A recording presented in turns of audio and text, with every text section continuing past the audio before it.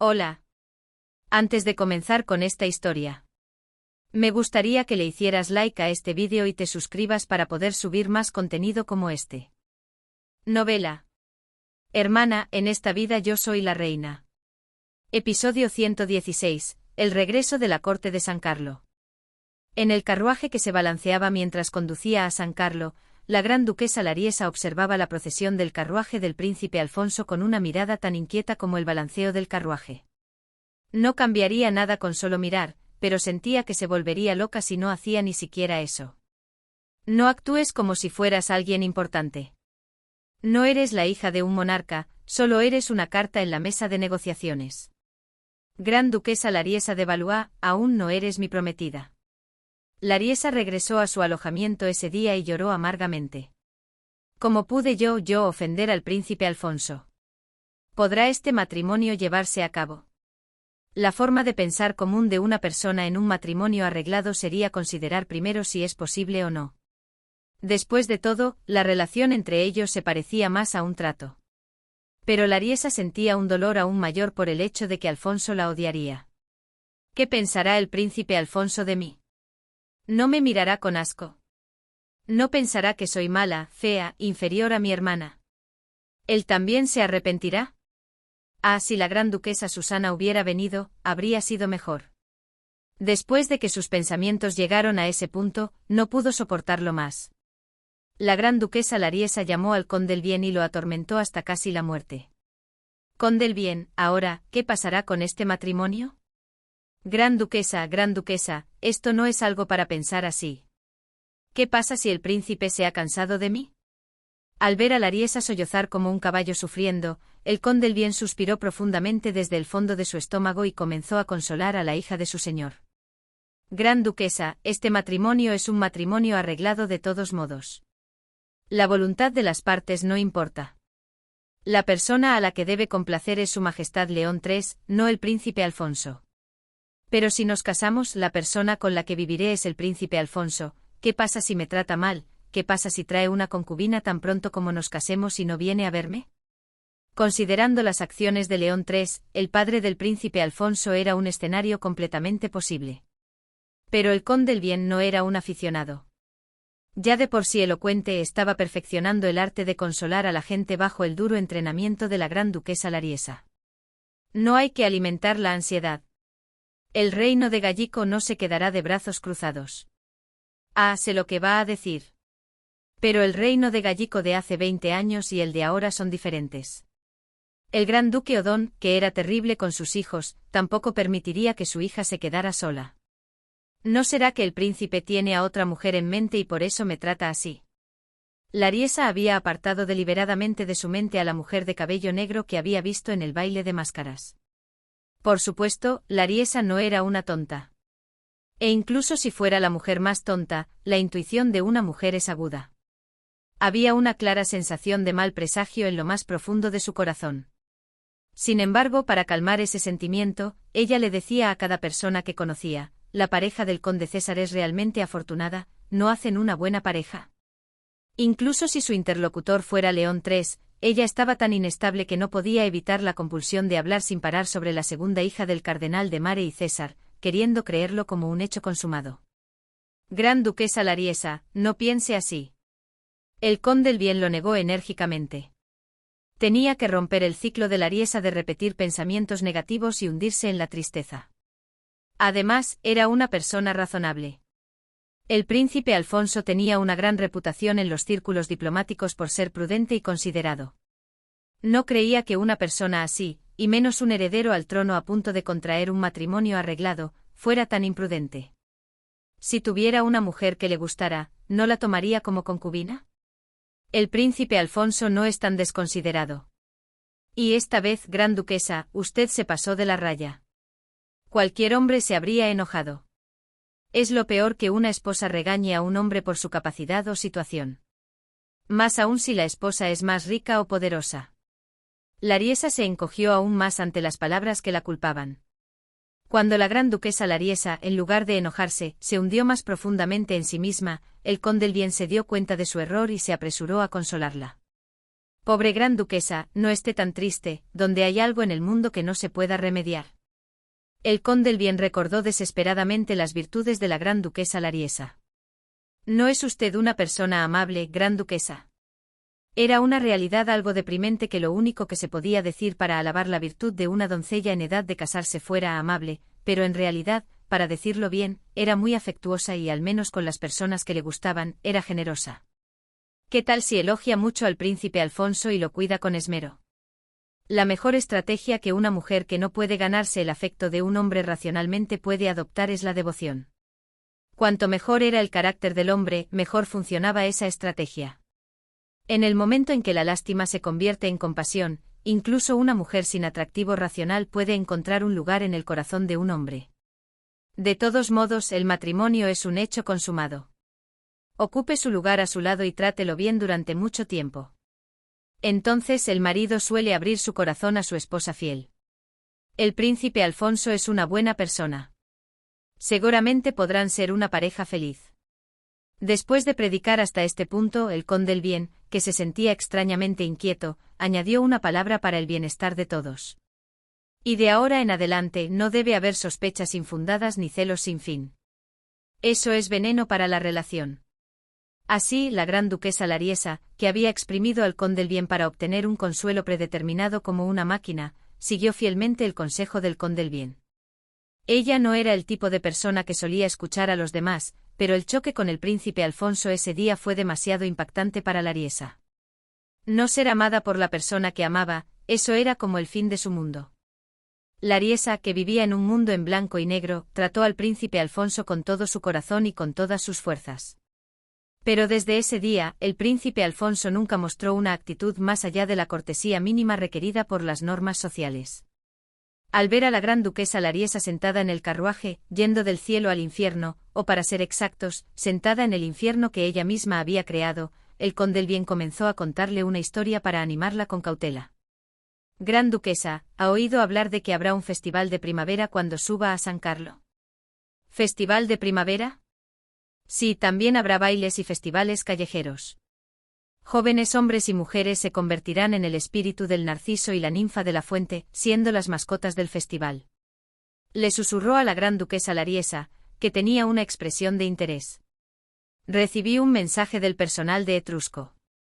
Me dijeron que se preparara para ser la pareja del príncipe Alfonso en el baile.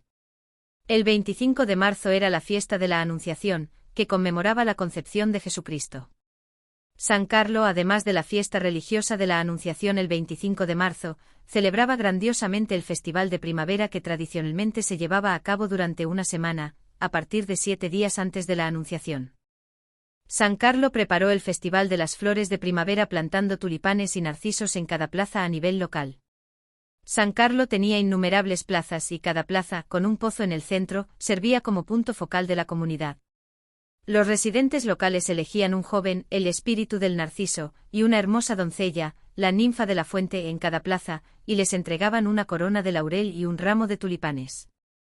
Los nobles consideraban un honor que su hija fuera la debutante del año, en el baile de debut que se celebraba cada abril, pero para las jóvenes plebeyas, ser la ninfa de la fuente en el festival de primavera era el mayor honor. Era un festival alegre donde las calles se llenaban de rumores sobre quién era la ninfa de la plaza de este año. Incluso si no eran jóvenes apuestos y hermosas doncellas dignos de ser candidatos a espíritus o ninfas, había muchas cosas que disfrutar en el festival de primavera. Las plazas y los callejones adyacentes estaban llenos de puestos de comida y vendedores ambulantes que vendían comida y recuerdos. La gente solía disfrutar del festival en grupos de 2 o 3, disfrutando de bocadillos y ramos de flores. ¿Dijiste que yo también podría ser el hada de la fuente? Lariesa le preguntó al conde del Bien, incapaz de ocultar su emoción. Se dice que el hada de la fuente es elegida por la gente común, por lo que no se selecciona por separado en el baile de la corte real que se celebra el primer día del festival. De todos modos, el corazón del festival de primavera es el baile de la corte real que celebran los nobles, ¿no es así? Él consoló hábilmente a la gran duquesa Lariesa.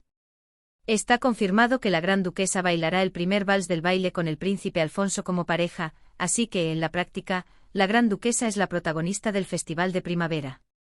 Lariesa se sintió decepcionada por un momento al saber que no tendría la oportunidad de ser el hada de la fuente, pero su semblante se iluminó rápidamente al escuchar que estaba confirmado que sería la pareja del príncipe Alfonso. Sí, lo importante no es el título. La oportunidad de estar con el príncipe Alfonso, la oportunidad de cambiar su corazón era lo importante. La gran duquesa Lariesa se prometió a sí misma que se convertiría en la hermosa pareja del baile y aseguraría su lugar junto al príncipe Alfonso. Al escuchar la noticia de que la corte real regresaba de Taranto, el rostro de Ariadne se iluminó por primera vez en mucho tiempo. Sancha, que había colocado un jarrón con narcisos en la mesita de noche de la habitación de Ariadne, sonrió y felicitó a su ama. Señorita, cuando sonríe así, es tan radiante como un narciso. Sancha, si dices bromas así, me las creeré. Puede creerlo porque es la verdad. Tu adulación crece día a día. Ah, por cierto, ¿cuándo dijiste que visitaríamos la sastrería Collegioni? Había llegado el momento de encargar los vestidos para la temporada social de primavera. Es esta tarde. El horario de hoy es, ya hemos encargado el vestido que usará para la misa mayor de la próxima semana, así que solo tiene que confirmar la talla, y debe elegir el vestido que usará para el baile del Festival de Primavera de la semana siguiente. Ariadne ya había decidido el vestido que usaría para la misa mayor de la próxima semana. La misa mayor de la próxima semana era una misa para celebrar el regreso seguro de la gente de la corte real a San Carlo. Era el primer evento en el que la gente de la corte real y los que se habían quedado en San Carlo se encontraban este año. Es decir, era el día en que se encontraría con Alfonso por primera vez desde su último beso. Quiero verme bonita para Alfonso. Ariadne, al darse cuenta de lo que estaba pensando, sintió que su rostro se ponía rojo y abrió la ventana de par en par. Señorita, déjelo, yo la abriré. No. Ariadne preguntó con el ceño ligeramente fruncido.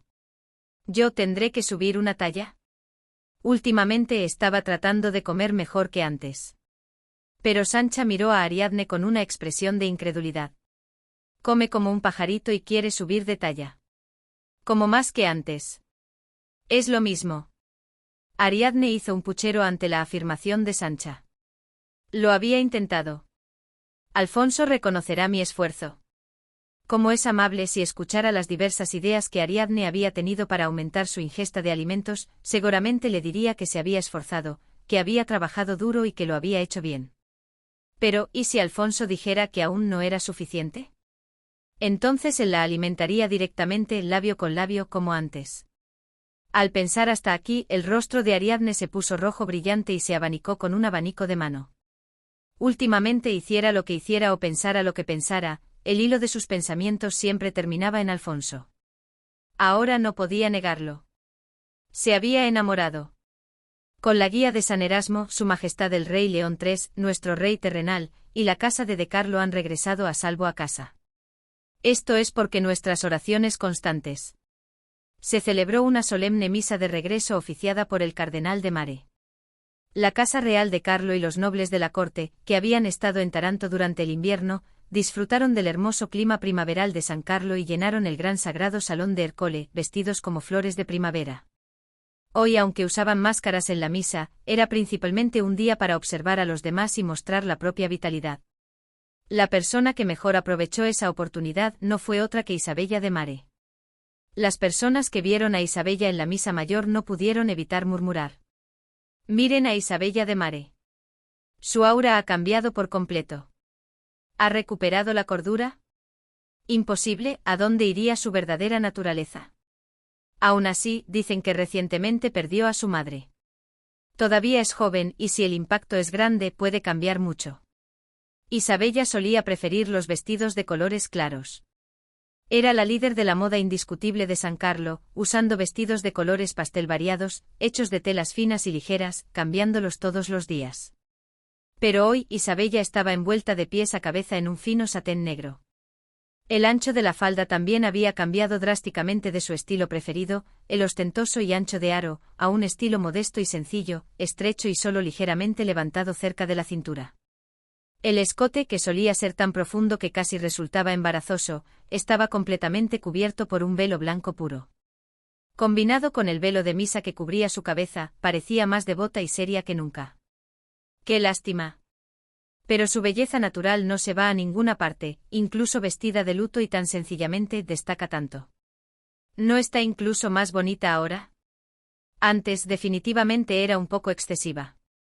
De hecho, Isabella ahora se acercaba más al tipo de belleza típica que San Carlo buscaba. San Carlo tradicionalmente no consideraba a las personas excesivamente adornadas como bellezas.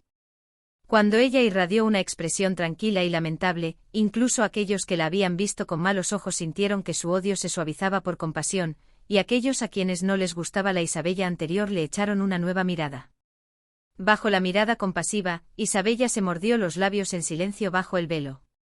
Por ahora, debo mantenerme agachada.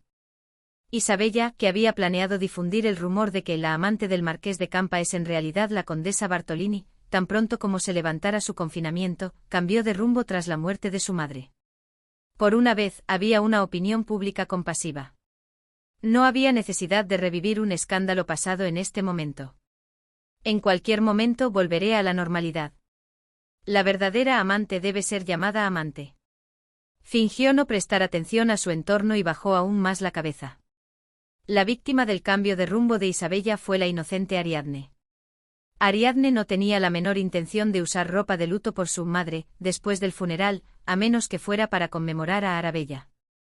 Lucrecia era la amante del cardenal, no su esposa oficial. No importaba cuánto se aferrará a los títulos de madre o esposa en casa, o cuánto la venerará la gente como si fuera la esposa legítima, eso no cambiaba el hecho. El cardenal de Mare y Lucrecia de Rossi solo habían imitado a una familia, pero no eran una familia legal. Si no eran una familia legal, no había necesidad de usar ropa de luto. La actitud de Ariadne era razonable. No era una decisión unilateral suya. El cardenal de Mare, por supuesto, no mostró ninguna señal de luto, e incluso Hipólito apareció hoy con un elegante traje de banquete noble con bordados morados. No lamentar abiertamente a Lucrecia, esa era la atmósfera general de toda la mansión de Mare. Pero esta mañana, Isabella se adelantó. Era una joven lamentable e inocente, vestida de luto negro por la pérdida de su madre. Ariadne, que había puesto un pie en la entrada con un vestido de seda rojo carmesí tan ostentoso como una rosa, lo intuyó tan pronto como vio a Isabella. Si salía así, sería comparada directamente con Isabella y escucharía historias como que no tenía piedad filial, que era por ser ilegítima, o que no se podía esperar nada de una bastarda. Al final, Ariadne no tuvo más remedio que subir a regañadientes y cambiarse a un sobrio vestido negro. El vestido de rosas, que había elegido con la esperanza de volver a encontrarse con Alfonso, volvió al armario. Afortunadamente San Carlo, por decreto real, limitó el periodo de uso de ropa de luto a un máximo de menos de un mes. Cuando moría un miembro de la realeza, toda la nación debía usar ropa de luto, pero San Carlo era una ciudad que lideraba la moda en todo el continente central. Esta política se adoptó porque si la venta de tela se limitaba al negro durante varios años, la industria de la moda, que era un pilar importante de la economía, se vería gravemente afectada. Para el baile real, podré volver a usar vestidos de colores. Contó las fechas a la ligera y se bajó el velo suelto que le cubría el rostro. La ropa no importaba. Los pensamientos de Ariadne ya se dirigían a la carta que había llegado de Alfonso hacía unos días. Querida Ari. No puedo expresar lo feliz que estoy de que finalmente pude regresar a San Carlo. La vida diaria en Taranto, objetivamente hablando, es insípida y el tiempo pasa lentamente, incluso en los días más espectaculares. Cada paso que doy hacia ti es ligero y alegre. Nos encontraremos primero en la gran misa de regreso, y después habrá el baile real y el festival de primavera. Buscaré un lugar y un momento donde podamos encontrarnos de forma natural. Estoy muy emocionado porque una vez que regrese a San Carlo, el tiempo para intercambiar cartas será mucho más corto, así que estoy deseando que llegue. Se omite. Alfonso y Ariadne acordaron no reconocerse en la gran misa. La Riesa todavía estaba en San Carlo. Además, la reina Margarita, que aún no había aceptado la opinión de su hijo, e Isabella, que seguramente estaría celosa, también estarían vigilando a Ariadne con ojos penetrantes. Amar en secreto sin que nadie se diera cuenta.